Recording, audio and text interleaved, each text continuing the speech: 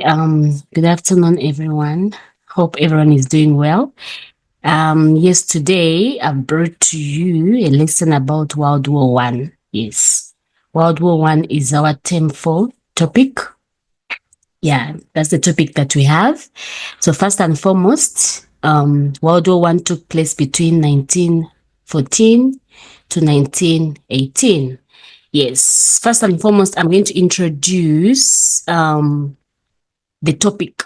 Yes, I'm going to introduce what was World War One.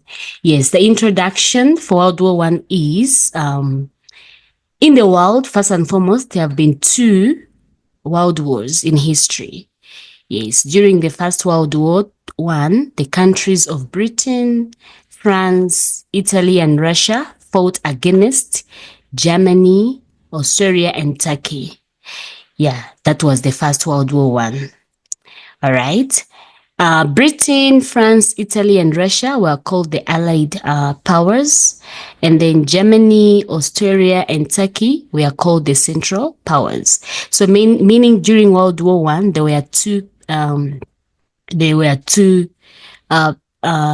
was divided between two parties. There was the Allied powers and then the Central powers. Like I said, with the Allied powers were Britain, France, Italy, and Russia, and in the Central powers were Germany, Austria, and Turkey. All right. So the colonies of both the Allied powers and the Central powers. Remember the colonies, all the countries that were colonized by these kind of powers, those were called the colonies. So during World War One, all the colonies of both the Allied powers and the Central powers, they also took place in the war. Meaning that if a country was colonized by Britain, if Britain fought against the Central powers, even those colonies were part of the war. Okay, so the First World War started in 1914. At first, both sides, the Allied powers and the Central powers, thought that the war would last only a few months. However, the war lasted for 4 years. That is what it says here. The war started in 1914 and it ended in 1984, meaning the war lasted for 4 years. All right. But at the beginning of the war, the Central power and the Allied power thought that the war would last only for 4 months, but it took 4 years. All right. So, at first, both sides, Allied powers and Central powers, like I said, they thought that the war would last only for a few months. However, the war lasted for 4 years. All right, meaning it started in 1914 and it ended in 1918. Right, so that was just the introduction. And under the introduction, you can get questions like, for example, in which year did World War One begin? Definitely, World War One began in 1914. And if they ask you how many years did the war last? Did World War One last? It lasted for 4 years. All right. If they ask you, name the 4 main countries that formed the Allied powers at the beginning of the war. The countries that formed the Allied powers at the beginning of the war, those countries were Britain, France, Italy, and Russia.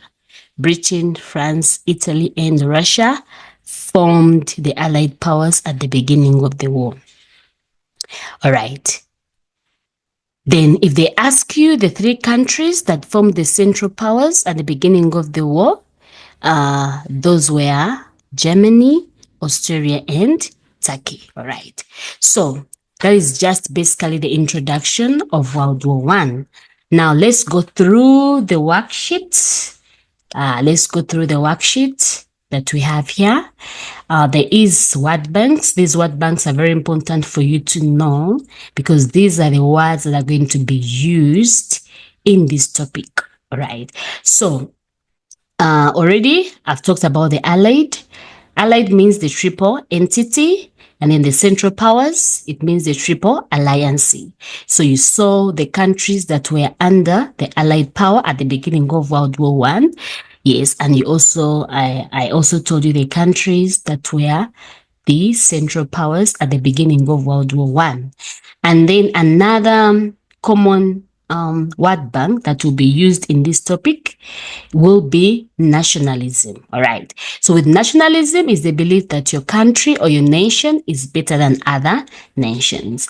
And then we shall also have the arm race. Yes, it's commonly used. It was the competition between the rival countries to get more weapons than their rivals. All right. So let's see. You go through the word bank here, and also another word that is commonly used is industrial age. All right. So industrial age is the term for the modern world in which machine factories are used. And then global means worldwide. All right. So let's continue. Yes, you will see the word bank given to you just in case you don't understand the word. You just go to the word bank and then you get to know what each of the word means. All right. So let's see here. Our first subtopic is reasons why the World War One broke out. Let's look at source A. When you look at source A, remember World War One was between two powers, was between two parties. There was the Central Powers and there was the Allied powers. When you look at these, our sources, you look at the Central Powers being shaded purple, and then the Allied are being shaded green. When you look at this map, our Central Powers, we have the Germany, we have Hungary, we have Belgium, and also we have the we have Germany here, we have the Austria, Hungary, then we have Belgium. Those were the Central Powers. And then the Allied powers, we have Britain, France, and Russia, like we said. All right. So the causes of World War One, right? So we're going to see what caused World War One to break up. Remember, at the beginning, they thought it would last for only 4 months, but the World War One lasted for 4 years. All right. So we are going to look at the reasons why Europe was the cause of World War One. Yes. So remember, with these reasons, like I told you, that the word nationalism will be used more. And I told you nationalism is the love for one's country or a nation. Like you have a great love for your nation or your country. All right. So here the most long-term or structural factor were the growth of nationalism across Europe. Remember, Europe is a continent, all right? So there was unsolved territorial disputes, there was balance of power, there was arms races, there was military planning, imperial and military rivalry for wealth, power, prestige, and economic and military rivalry in the industry and trade. All right, let's look at this source B. Under this source B, we have reasons why Europe was the cause of World War One. Right. When you look at source B, we have caption under A, B, C, D, and E. Let's look at E. Europe became stronger and more powerful. Many small countries, territories joined together in order to become more powerful. Source B, a source under source B also says the desire to be more powerful and strong made them aggressive towards other countries. That is Europe, remember, why Europe was the cause of World War One. We also have they became more jealousy of what other countries had. European countries wanted to control more territories. They sailed overseas and took control in Africa, South America, and Asia. All right. Also, countries with big empires had access to resources such as gold, iron, and food supplies. So also World War One happened because of years of rivalry and tension between the powers of Europe. Each country wanted to be better than the others in terms of wealth and power. Remember, the more colonies a country had, the more powerful the country was. And remember, when this World War began, it did even in Africa. Remember, these colonies, they got them from Africa. Like if a country colonized another country in Africa, for example, during that time, South Africa was colonized by the British, meaning if Britain fought over France, definitely South Africa will also be fighting. So that is what happened during World War I, that if a war broke up, even the colonies themselves were involved in fighting. All right. So we have a summary of the reasons why World War I broke out. Okay, so under that, we have a war is a state of violent, armed conflict between countries or between competing forces within the country. That is a war. All right. So here we have during World War One. During World War One, let's see. During World War One,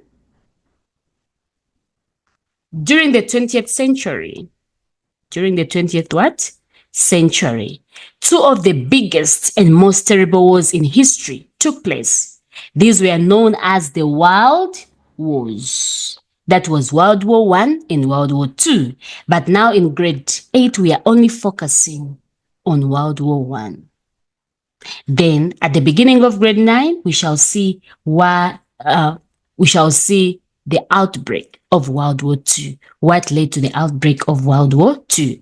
But right now, we are focusing on the immediate causes of the First World War that took place between 1914 to 1918. Right. So now here we have these causes. These were the main causes, immediate causes of World War I. One was the great love for nationalism. There was industrial economies, control of the seas, colonization, and the decline of the empires. Those were the long-term and immediate causes of the First World War. Right. So, here we have an overview of the long-term causes, Under that, we have how the nations of Europe lined up in 1914. First, we have Britain, France, and Russia. When you look at Britain, France, and Russia, those were the Allied powers. Britain, France, and Russia were the Allied powers, or you can call them the members of the triple entity. You can call it the Allied powers of the members of the triple entity, which meant that these three countries were allies, and it was understood that they would support one another against any threats. Meaning, if any country that is out of the Allied power attacked any of those countries, all these countries will come through to fight against any kind of threat towards any country that was among the members of the triple entity. That's why they called it the triple entity, because it was Britain, France, and Russia. All right. Their threat was mostly Germany. Remember, Germany was not among the Allied powers. Germany was a central power. Right. So Britain had the most powerful navy in the world, but was fearful of the increase in German military power. Let's see. Britain had the most powerful navy, right? So in the world, it had the most powerful navy in the world, but it was fearful of the increase of Germany military power in Europe itself. Yeah. So Russia, by far the most powerful Slavic country, also wanted to protect Serbia, a small Slavic state. Remember, during that time, these countries were gaining more in slavery. Yeah. So Russia, being the most powerful Slavic country, meaning the country that was mostly known for slavery, it also wanted to protect Serbia, a small Slavic state. France was a traditional rival of Germany. The countries of entity came to be known as the Allies during World War. So these countries of entity, Britain, France, Russia, became to be known as the Allied powers during the war. When you see Germany, Austria, and Italy, these were the members of the Triple Alliance. Look, we have the Triple Entity, and then we have the Triple Alliance.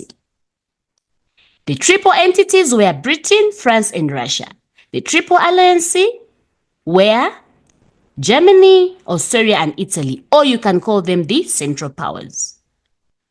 All right.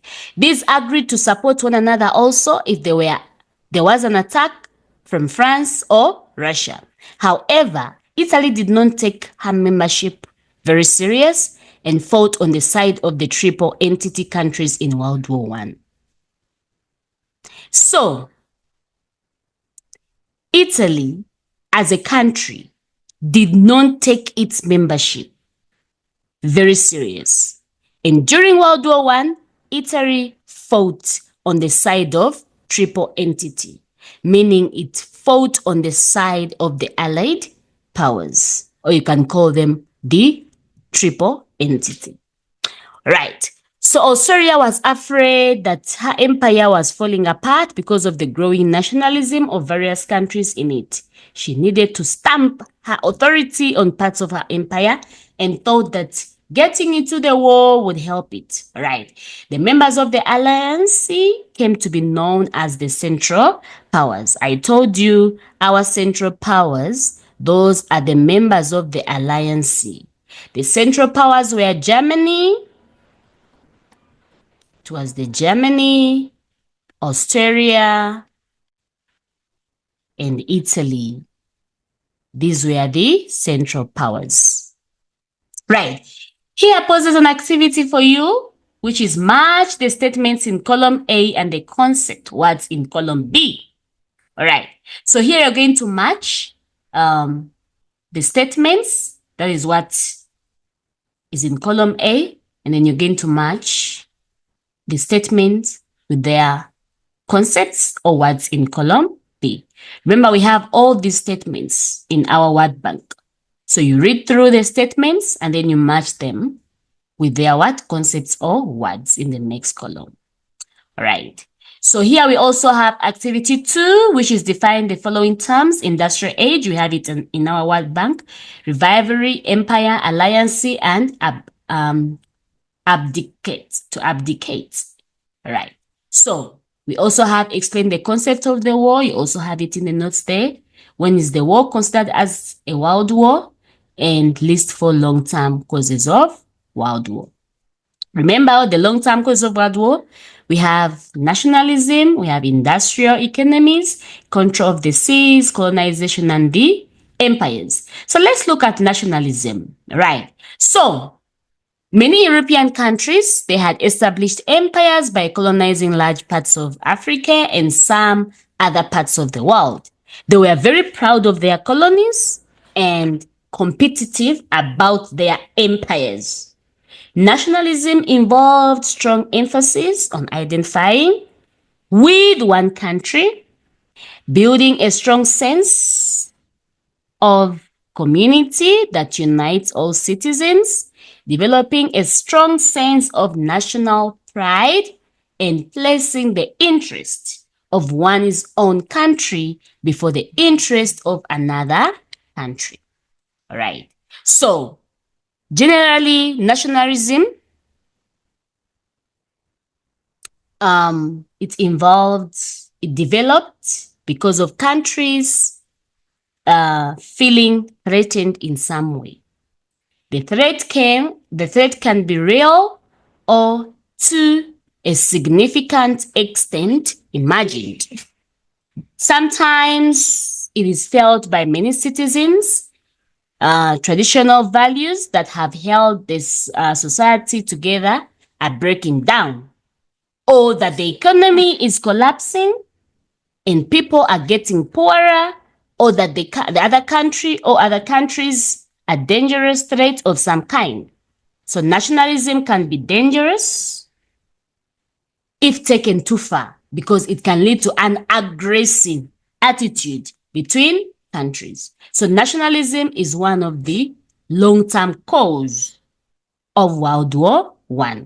Remember, World War I is a war that broke out between the Allied powers and the Central powers, or you can call them the Axis powers. Right. Another long-term cause of World War I was the industrial economies. Right. With industrial economies, the British were very proud of their achievements and their power in the World War. Britain was the first country to become industrialized in the 19th century. You learned about this this in topic 2, which was term 3. Britain became very rich in manufacturing. But Germany had begun to catch up and was producing iron, steel, coal, and cars. By the beginning of the 20th century, Britain no longer had the economic lead in Europe. Some of the countries did not have enough power to protect themselves. Therefore, they depended on alliances with these major powers. For example, Belgium relied on Britain to defend her if she were invaded by another country. European countries also measured their wealth in terms of land and resources they owned in their empires. All right, so industrial economies was also another long-term cause of World War I. Another long-term cause of World War I was the control of the seas. All right, let me label them here. The first one was nationalism, number 1. The second one was industrial economies. The third one was control of the seas. And the fourth one was the colonization and empires. Right. So when you talk about the control of the seas, Britain had the most powerful navy in the world, but was fearful of the increase in Germany military power, not only on land in Europe, but also at the sea. Kaiser Wilhelm of Germany set out to build a powerful fleet able to rival Britain's. This challenge made Britain uneasy. She wanted to remain by far the world's greatest naval power. In 1914, Germany had 29 battleships, while Britain had 49. But Britain was concerned that Germany shipbuilding meant that she was ready for conflict. This caused British government to ally itself more closely with France and Russia. Right. The Ottoman Empire felt threatened by Russians and naturally looked to Germany as an ally, especially after the war had started and Germany seemed in a strong position. Then we have an activity here that falls under, which is activity 3, explain the meaning of nationalism. How do people feel before nationalism occurs? Why is nationalism dangerous? Explain how did being industrialized benefit certain countries? How did European countries measure their wealth? Who had the world's greatest naval power? So all these answers are given to you.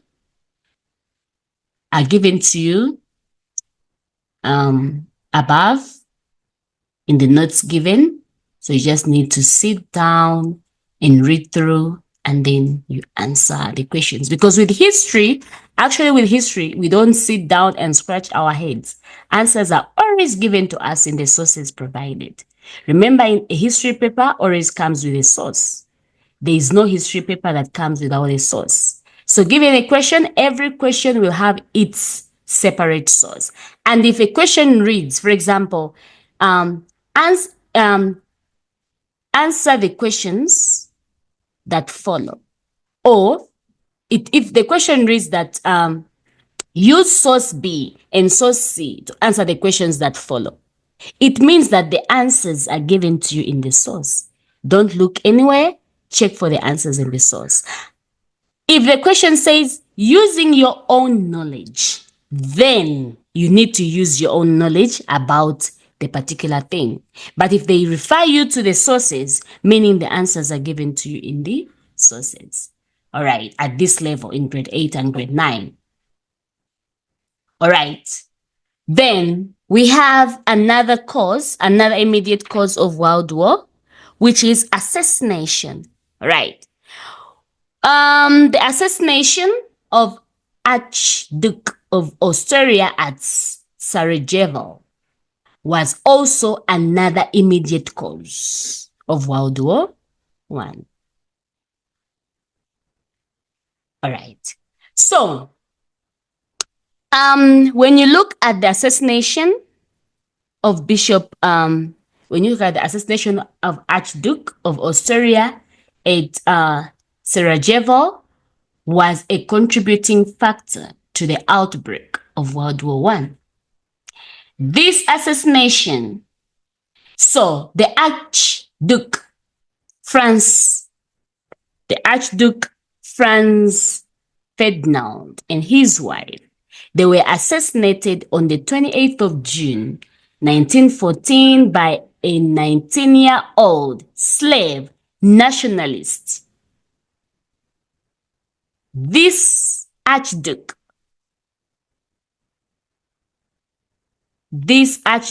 who was called Franz Ferdinand and his wife, they were assassinated on the 28th of June, 1914. Remember, the World War I began in 1914. All right. So when you look back here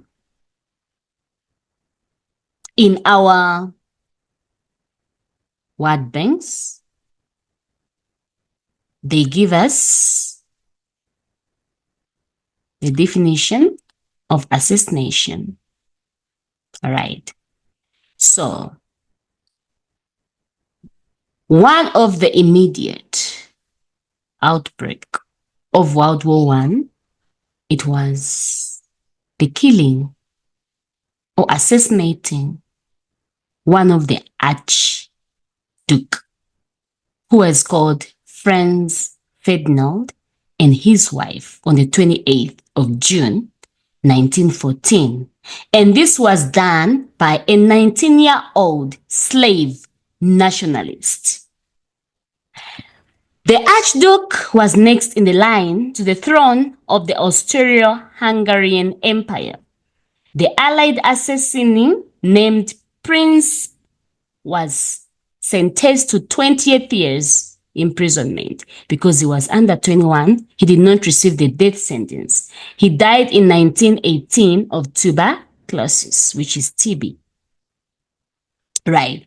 So the assassination of the Archduke of Austria at Sarajevo was also an immediate outbreak of World War I. All right. So we have the countries in Europe that fought Allied powers versus Central powers. All right. The original Allied powers were the United Kingdom, which was called the Britain and its empires. Remember, all the colonies under Britain, they fought when Britain fought. We had France, Russia, and Serbia.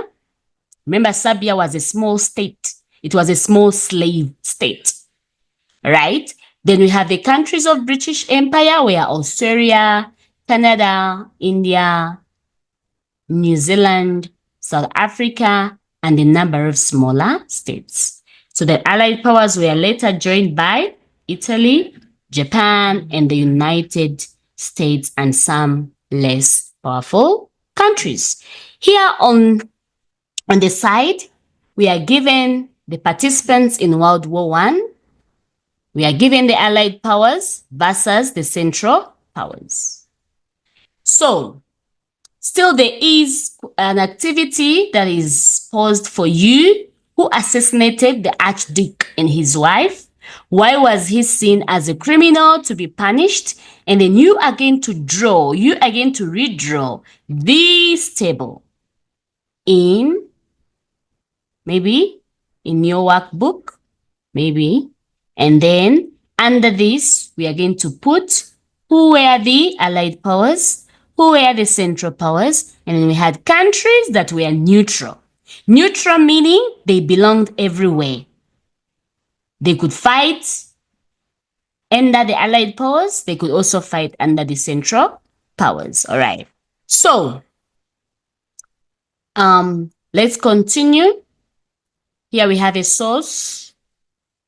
Under this source, it talks about the assassination of the Archduke.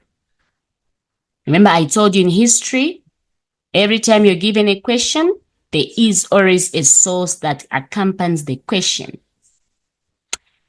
They do not give a question in history without a source. There is always sources, and I told you, if a question is referring you back to the source, it means that the answers are given to you in the source.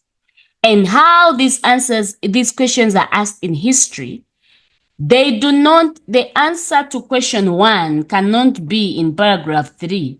The answer to question 1, it will be definitely be in the first paragraph. Right. Let's see here. Discuss the reason for assassination of Franz Ferdinand and his wife, Sophia. All right. So, let's look at source E. It says, on the 20th June 1914, the heir to the Austrian throne, Archduke Franz Ferdinand, an unpopular man, went to inspect Austrian troops in Sarajevo, the capital city of Bosnia. Bosnia was part of Austrian Empire. Many Bosnians wanted to break free of Austrian rule. There were many Serbs who were prepared to fight and to die to help Bosnia free from Austria. One Serb was named Gavril Princip. He was a member of a community group called the Black Hand that wanted to remove the Austrians from Balkans. One Sunday morning on the 20th June 1914, Franz Ferdinand and his wife, Sophia, arrived in Sarajevo by train.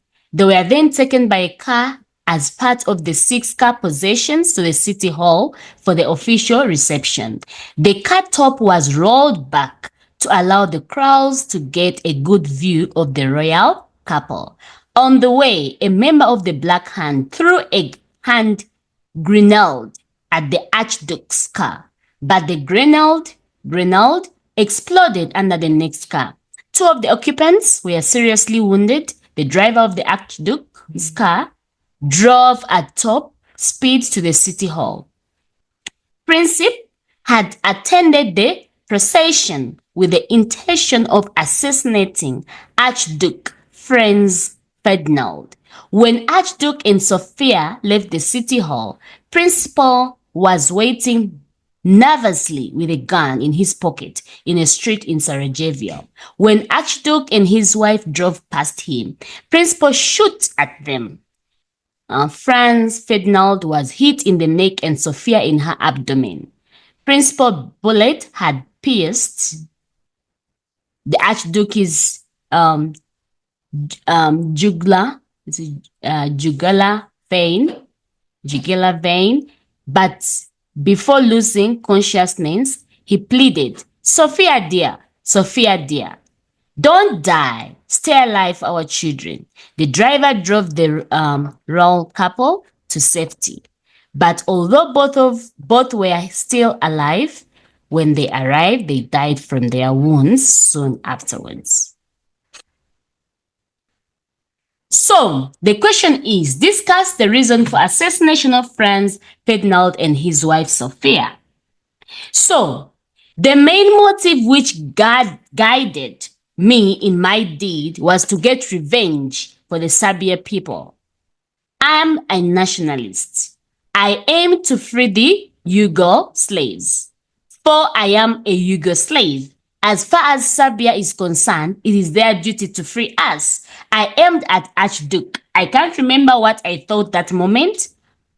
I know is that I fired. All I know is that I fired twice and several times without knowing whether I had hit or missed. So definitely, the reason for assassination of Franz Ferdinand and his wife, it brings us back to the spirit of what? Nationalism. All right. So here we have the aspects of World War I.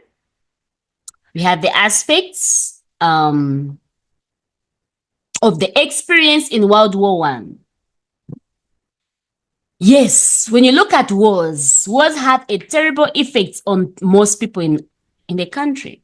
Soldiers fight in extremely difficult and dangerous situations. Ordinary people suffer the loss of loved ones.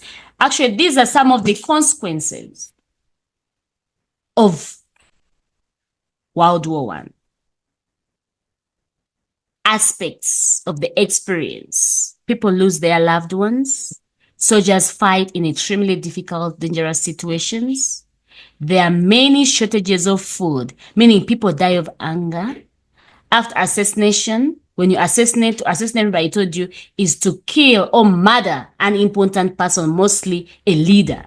You assassinate. When you kill them or murder them, you are assassinating them. So there will be assassinations of important people. For example, here in World War I, we saw the assassination of the Archduke in Britain and France, where allies of Russia. These countries also sided with Serbia. This had a snowball effect. Snowball effect means to increase very quickly. Most European countries were prepared for war and had sizable armies. Armies need as many soldiers as possible. And so young men are targeted to swell the army's numbers. Build up to World War I. The Central Powers, the Central Alliance. What happened? Principal shot Archduke Ferdinand and his wife, they died. The leaders of Austria-Hungary also, they asked Germany to support them when they took revenge on Serbia. Germany agreed to stand by Austria-Hungary. Serbia was blamed for this assassination. Austria-Hungary prepared to invade Serbia, but Serbia had Russia on their side. Russia sent soldiers to assist Serbia. Austria-Hungary and Germany declared war on Russia. So, what happened today? Central Alliance, it's given to you above. All this happened to Central Alliance. Then, what happened to the Allied? Let's see. France was Russia's ally, so they fought alongside one another. Britain did not act as fast as France. There was no definite alliance, but just understanding between the two countries. Britain had promised to protect Belgium. To fight France, Germany had to go through Belgium. The world is at war. 2018 July 1914. We had the conscription and propaganda in Britain. Conscription and propaganda in Britain. The biggest part of the country's army is its fighting soldiers. Conscription and propaganda in Germany. The biggest part of the country's army will be its fighting soldiers. Government that were preparing for the war needed young men to fight. Conscription is the calling up of people to do government service, usually in the armed forces. The people called up have no choice. They take you by force. That is called conscription. It's calling up of people to do government service. And this usually happens during the war, because we said the biggest part of the country's army is fighting soldier.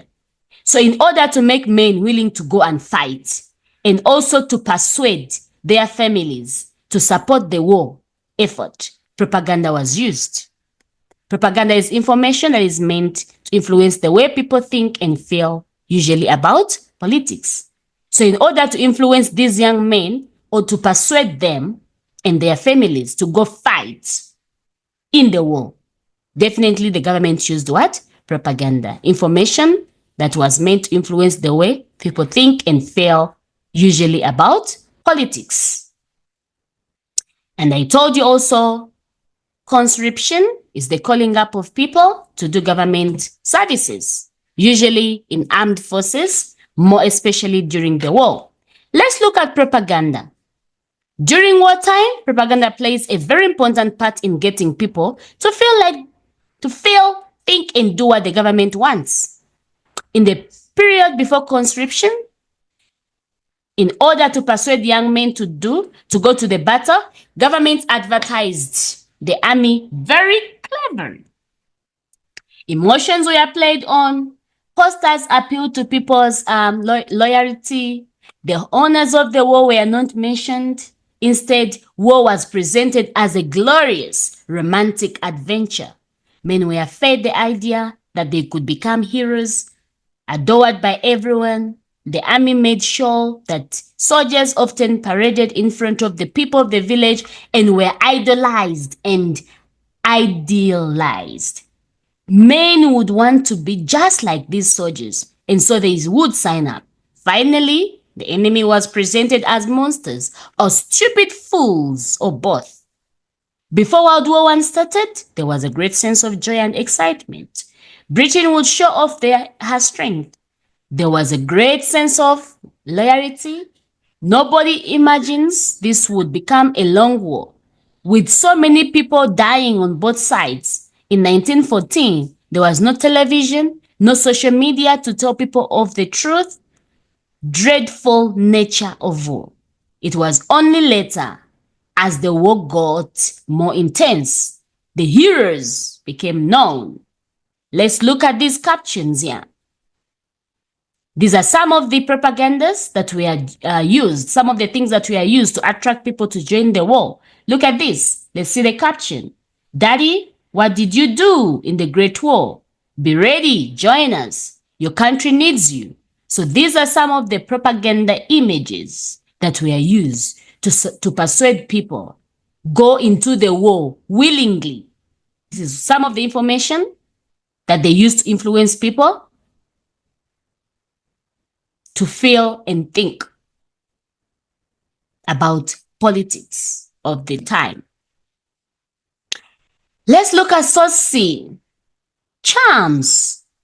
When I really began to admire you, my friend, was when you pulled that Lusitania job. When you did that, I said to myself, there's a man after my own heart. So these are some of the propagandas that were used to persuade people to join the war.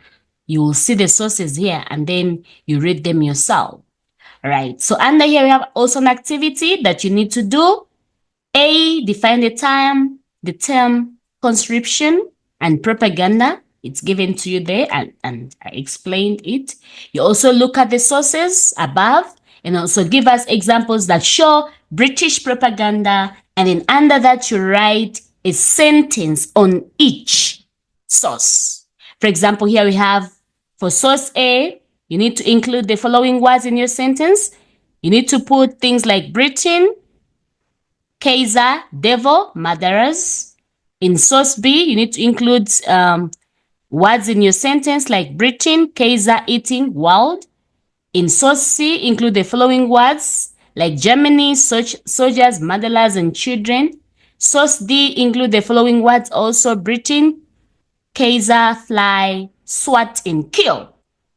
And also in B, you need to write down why you think each of these examples of propaganda would encourage young Britain men to serve in the British Army. All right, so let's look at the objectors. When you look at the objectors, these were people who did not support the war and fighting due to moral and religious reasons. Government placed great pressure on young men to join the army.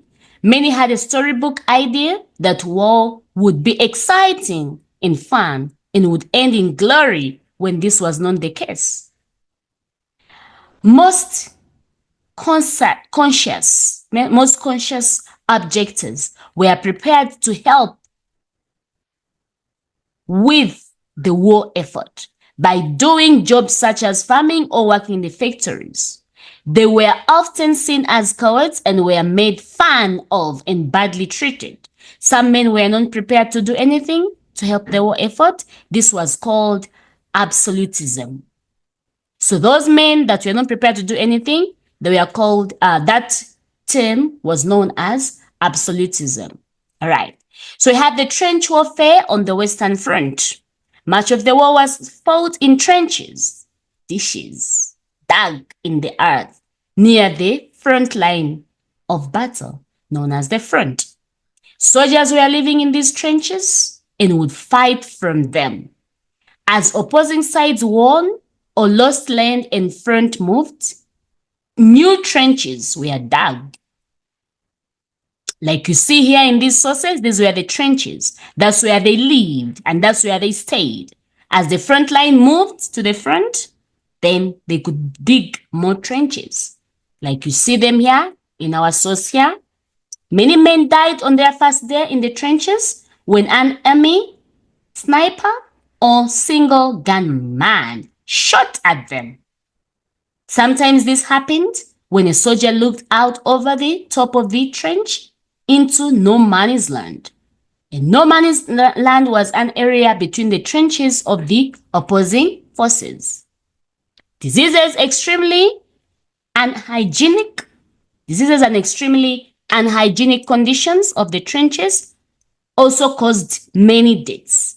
Rats ran over the trenches, eating and infecting the food and biting the men. Those were rats. Lice were a major problem too. These small insects lived on the soldiers' bodies and their bites caused a terrible itch. Because of the cold, wet conditions, many soldiers felt started. Because of the cold, wet conditions, many of the soldiers' feet started rotting. This was known as the trench foot. Soldiers had to get used to the smell of diseased, dead, and the dying human beings. Added to this situation was the smell of poison gas used in the trench warfare. There are records of young men who were punished and even executed for deserting or leaving their posts. Even executed for deserting or leaving their posts when in fact they were suffering from stomach cramps. Those who returned from the trenches after the war were often scared for life. They were not only physically damaged, often they were emotionally damaged. A common condition was known as shell shock. Men who suffered from shell shock had serious mental problems and could not return to normal life after the war. It became clear to the soldiers in the trenches that the propaganda had lied about the war. So basically, this is a story that talks about the trench warfare on the Western Front. It literally explains what the soldiers went through during World War One, on both sides, not only on the Allied power or the Axis power, but on both sides, the Allied power and the Central powers. All right, here are some questions posed for you in Activity 7. Why was the Western Front was the main threat? Why was the Western Front, was the main theater of war during World War I? Right, I think it's supposed to be, why was the Western Front the main theater of the World War I? And also explain the conditions faced by soldiers in trenches. All is given to you there. All right. During that time, they made music and poetry. Music and songs were a way of bringing a whole nation together and making people believe in the glories of the war. Poetry of this period also showed two sides of the war. Poetry is even more intense because it shows a more personal, painful side of the war. Okay, let's look at the World War I in South Africa. Although South Africa was far away from the action in Europe, it was affected by the war. Remember, it was a colony of Britain. South Africa showed some support of the war. Countries away from Europe showed the Allies their support. From South Africa, we have a number of men that volunteered for duty because of the laws of the time. 85,000 people of color were not allowed to fight alongside the white men. Instead, they had to work in non-fighting positions. Let's look at this battle. There's captions here given to you. There's pictures, sources, and their captions. You can see these white men. Here, we have the Battle of Delville Wood, 1916. Still, the war was still going on. Remember, the war started in 1914 to 1918. We have the Battle of Delville Wood. Right, we're going to see what happened in that battle and where it took place. South Africa entered the World War I on the 8th of September, 1914, on the side of the Allied forces. They began with a brigade of how many soldiers? They are given to you here. 3,433 soldiers. Soldiers were given strict instructions to clear the Delville Wood, an area in France of Germany soldiers. This began the Battle of Delville Wood, also known as the Devil's Wood. There were fierce attacks by Germans, but the South African soldiers did not surrender or give up. The casualties were horrific. Only 750 soldiers remained of the brigade's original out of 3,433 soldiers. The Battle of Devil, or known as the Battle of the Devil, Wood went down in the history of World War I as an example of extremely bravery and heroism. This event was described as the bloodiest battle of hell of 1916. After the war in 1920, the South African government brought the site and a memorial was unveiled in 1926 in the memory of all South Africans that died in World War I. Here is the source and the caption underneath. Commemorative politics, the Delville Wood South African National Memorial at Longueville that took place in France. We have the sinking of the Mendi, 1917. Okay. South Africa responded to this call and 616 soldiers volunteered. 607 of them were black, mostly from the Pondo Kingdom in the Eastern Cape. They were from the South African Native Labour Corps, which was known as the Sunless,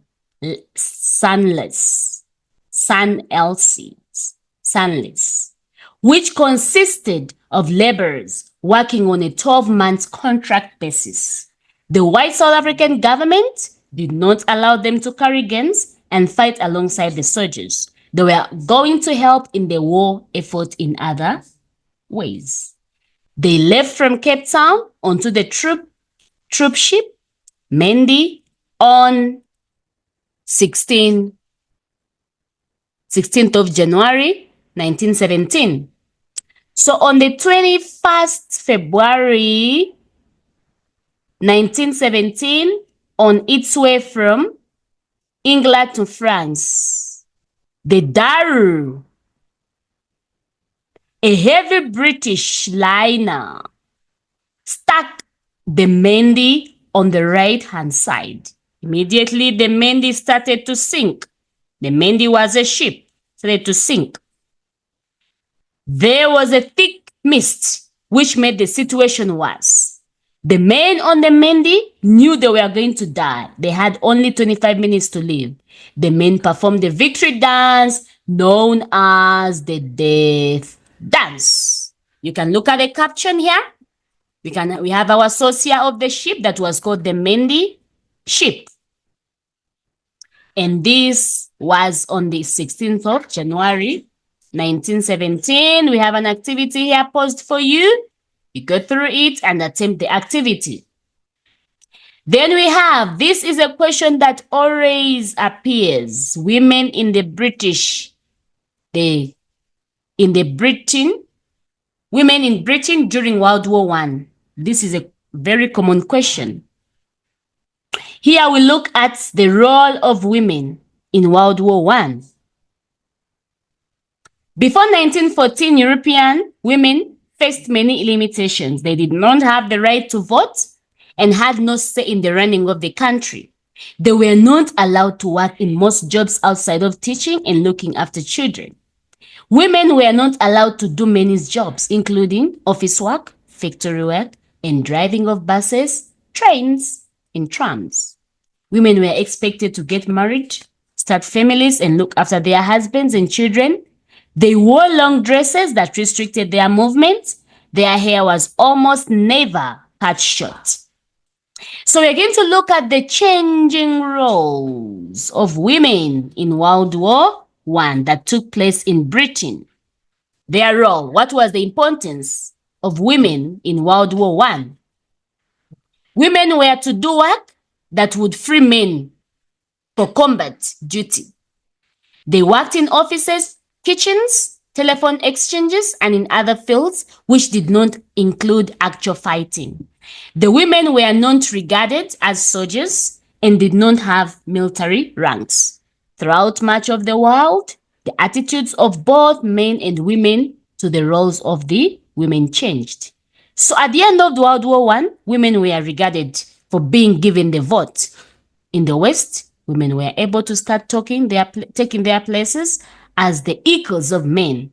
The vote given to women was what was known as the limited franchise, which was a privilege or a right like the vote granted to a person by the government.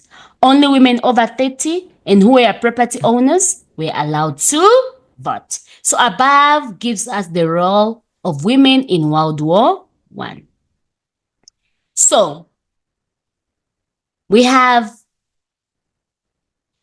Emmeline Pankhurst was one of the leaders of the British suffragette movement, an organization that campaigned for women's rights to vote and for women to be treated fairly. Pankhurst started the Women's Franchise League in 1889. She was a leading figure in campaign to get equal rights for women and was arrested very often for acts of civil disobedience. Right? You see here women and the pictures, yeah, the captions of women participating. Then here we have a graph. We have a graph in form of an activity. It's a bar graph. It shows us, it's a graph that shows the percentage of workforce occupied by women in Britain. All right, here we have the industries. Every time you're given a graph, you need to look at the key. Meaning, when you look at this orange, it's the industry. This color represents transport, blue for agriculture, green for commerce, and then red for all workers. So you look at this. Which jobs did women move into most quickly during World War I? Let's look at the percentage. We have transport. Remember, World War I was between this year to this year. So, which jobs did women move into mostly quickly during World War I? We can see the jobs here in 1980, 1918, it was commerce. Most of them moved into commerce, and most of them did all the work, and also industry. In 1914, most of them moved into industry, commerce, and all workers. All right. So here there are some questions that are posed for you. You also do the activity. Next time when I come, I'll come with the answers, but you need to try and do it by yourself. All right. So now our last subtopic is about, remember I've given you everything for the whole term. This summarizes everything that you need to know in term 4. Remember our November exams, it will be section A, content for term 3 out of 35, and section B, content for term 4 out of 40. Yes, when I come back, I'll also get revision question papers, and then I'll tell you most of the questions that are regularly asked in term 4. I'll also come and revise with you term 3, because it's also going to be part of our exams. So we have the defeat of Germany and the Treaty of Versailles. The impact of World War I. Remember, this is a war that took place between 1914 to 1918. Those were 4 years. So since the war lasted for longer, definitely it impacted on the countries that participated. World War I was the most disruptive wars in the modern history. Nearly 10 million soldiers died as the result of hostilities. The enormous loss on all sides of the conflict resulted in part from the introduction of new weapons like the machine gun, gun warfare, as well as the failure of military leaders to adjust their tactics to the increasingly machinized nature of warfare. There's a policy of attrition, particularly on the Western Front. Cost of the living of hundreds of thousands of soldiers. Viewing Germany was a chief instigator of the conflict. The European Allied powers decided to impose, particularly treaty obligations about the defeated Germany. Remember, Germany, in the view, it was the chief instigator of the conflict between the Allied and the Axis powers. So being the chief instigator of the conflict, it had to suffer consequences. The Treaty of Versailles, presented by German leaders to sign on May 07, 1919. This will be one of the topics that you start with in grade 9, term 1 for history. Let's see, what was the Treaty of Versailles? The Treaty of Versailles was a peaceful settlement signed after World War I had ended in 1918. And in the shoulder of the Russian Revolution and other events in Russia, the Treaty of signed at the Versailles Palace near Paris, hence its title. So this title of the Treaty of Versailles, it comes from, since it was signed at Versailles Palace, Revolution, near Paris. That's where the title comes from. And this was signed between Germany and the Allies. Right. So, remember, Germany was blamed for all whatever happened during World War I. Right? We have the terms of the Treaty of Versailles. Germany was made to take all the blame for starting the war. Germany's army, navy, and air force was made. These are some of the things that you're going to start with in term 1. So these are some of the terms that Germany had to suffer. It was made to take all the blame for the starting of the war. Germany's army, the navy, and air force was made very small, and their various weapons were taken away. Much of the Germany's land was taken away and given to neighboring countries, meaning Germany lost its land. Germany's colonies were also taken away, and the moment they took away their colonies, it means this country is no longer powerful. Germany was forced to pay huge fines to cover the cost of the war, meaning it became bankrupt. The Rhineland was demilitarized. Germany's armies were not allowed to reside there. Instead, the army of the Allies was given the Rhine land to use. The Allies were to occupy the Rhine land for 15 years in an area called demilitarized zone. Germany was to pay for the cost of the Allied troops stationed in the area. The condition was to help limit French fears of fighting on the French land.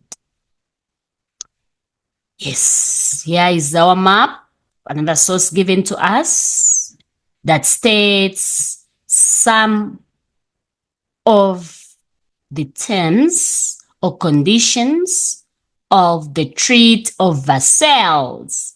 1, Germany lost all its colonies. 2, Europe. These are the colonies that were given away. It says in the source, you go through the source.